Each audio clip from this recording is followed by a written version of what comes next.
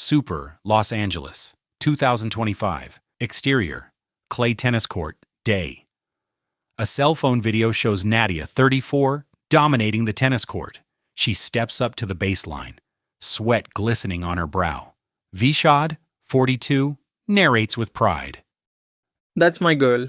Show them how it's done. Nadia slams a forehand deep into her opponent's court. The ball zips past, earning her a point. She pumps her fist and flashes a triumphant smile toward the phone camera. Beautiful shot, babe. Nadia's smile falters.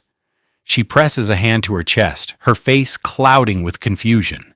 Suddenly, her knees buckle, and she collapses onto the court. Nadia? The phone image shakes violently as Vishad sprints toward her, his voice rising in panic. Nadia? Nadia? Exterior, on the court. Vishad drops to his knees beside her. The phone clatters to the ground. Stay with me, babe. Stay with me. He gently rolls her onto her back. Her lips are blue. She's not breathing. Call an ambulance. Vishad's trembling hands position for CPR. He alternates between chest compressions and frantic breaths, tears streaming down his face. Come on. Come on, Nadia. Exterior, clay tennis court, day. The faint sound of a siren grows louder. Vishad doesn't stop. His hands push harder, his breathing ragged. The ambulance screeches to a halt nearby. 2 EMTs rush out carrying equipment. Sir, we'll take over. Vishad hesitates, his hands hovering over her chest, before stepping back. We've got a pulse. Stand by for compressions. The EMTs work urgently. One performs compressions, while the other prepares a stretcher. Let's get her loaded. They lift Nadia onto the stretcher. Vishad, in a daze, stumbles toward the ambulance. Interior, ambulance, day. The cramped space is filled with the sounds of machines and shouted commands. Vishad grips Nadia's hand tightly as the EMTs continue their efforts. Don't leave me. Please. Nadia, don't leave me. The ambulance jolts to a stop at the hospital. Interior, emergency center. A flatline tone pierces the room. A doctor steps back from Nadia, shaking their head. Time of death, 4:23 p.m. Vishad collapses onto her lifeless body, his cries breaking the silence. No, Nadia. He clutches her, his wails echoing as the scene fades. Interior medical suite. Dr. Sharma's office, morning. Dr. Sharma, 45, reviews notes on her tablet while Miriam Kincaid, 37, sits across from her. Dr. Sharma looks up from her notes. You mentioned changes in your cycle, Yes, it's about 3 weeks. It's been that way for several months now. and you've always been regular before? Like clockwork since I started.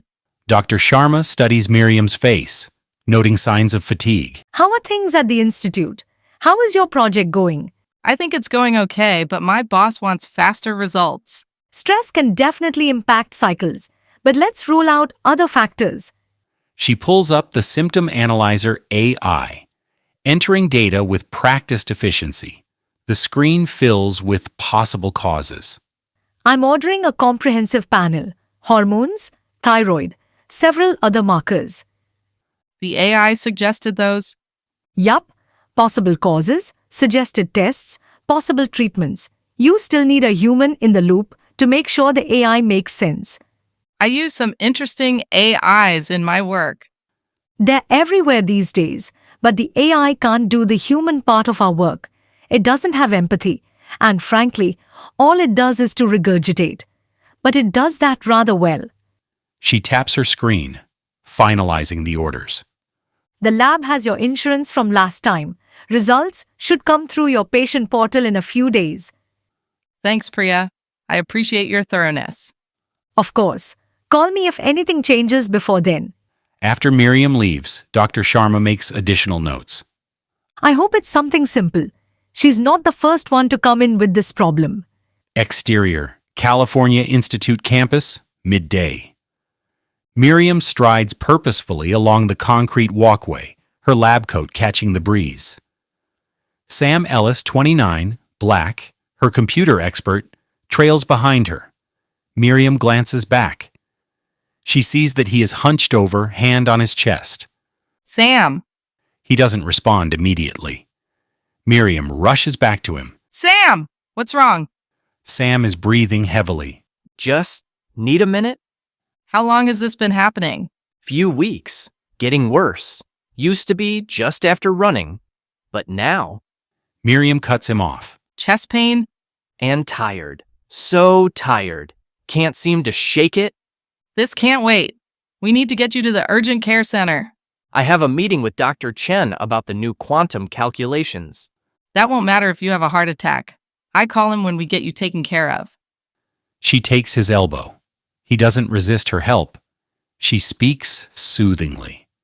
We'll figure this out, Sam. Urgent care center, midday. The waiting area is crowded. All the chairs are filled, and there are a dozen people standing who are waiting to be seen.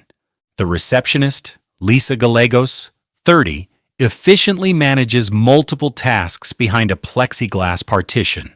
Miriam speaks in her doctor voice. I'm Dr. Kincaid from the Institute. My colleague is experiencing chest pain and shortness of breath. Do you have his ID? Sam passes her his badge. Lisa scans it and passes it back.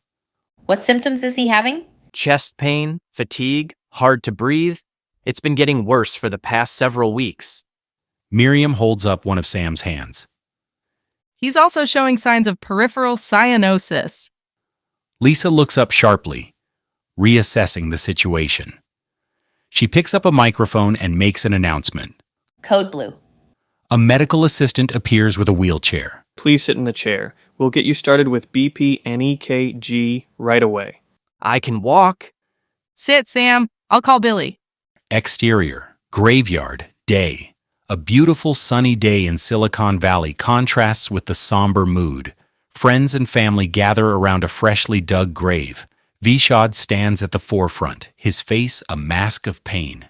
After the ceremony, mourners disperse. Vishad lingers by the grave, staring at the flowers atop the casket.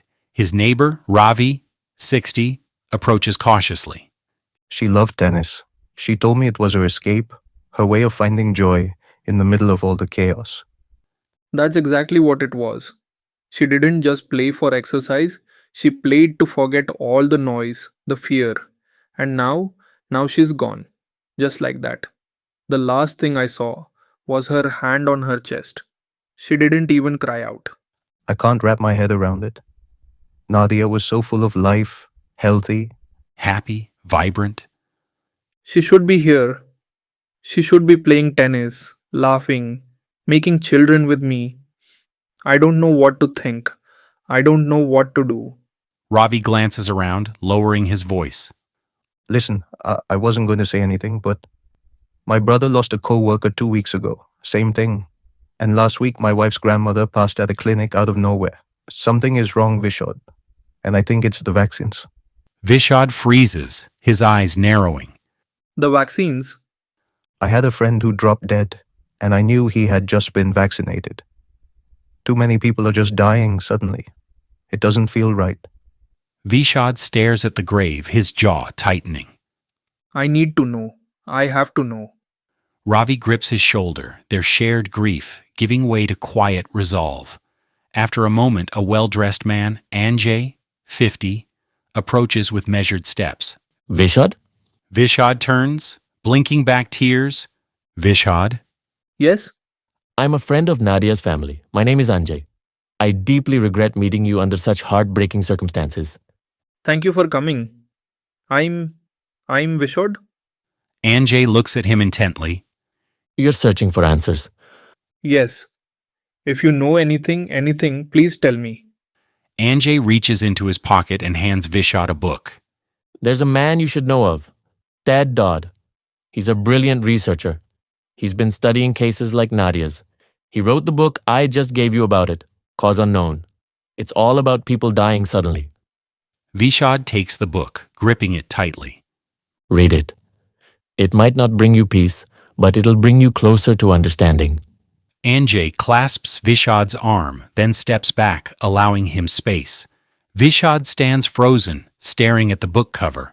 the weight of the moment settling over him. Interior, prestigious law office, HR department, day. The office is sleek and corporate, its polished glass walls reflecting a cold professionalism. Jenny Montoya, 30s, steps into the HR office. The HR administrator, 40s, sits behind a pristine desk, a folder open in front of her. Jenny takes a seat, her expression wary but firm. Jenny, thank you for coming in. I assume you know why we're having this meeting. I have a pretty good idea. We need proof of vaccination. As you know, it's a company policy now, required for all employees. Required to keep my job, you mean? It's about ensuring the safety of our staff. We want everyone here to feel secure. If this was about safety, we wouldn't be mandating an experimental vaccine. We're not here to debate policy, Jenny. My job is to enforce the company's rules, not question them. Of course, it's easier to follow orders than think critically. Our admin. Let's keep this professional. Do you have proof of vaccination or not? I do not. Then I'm afraid we have no choice.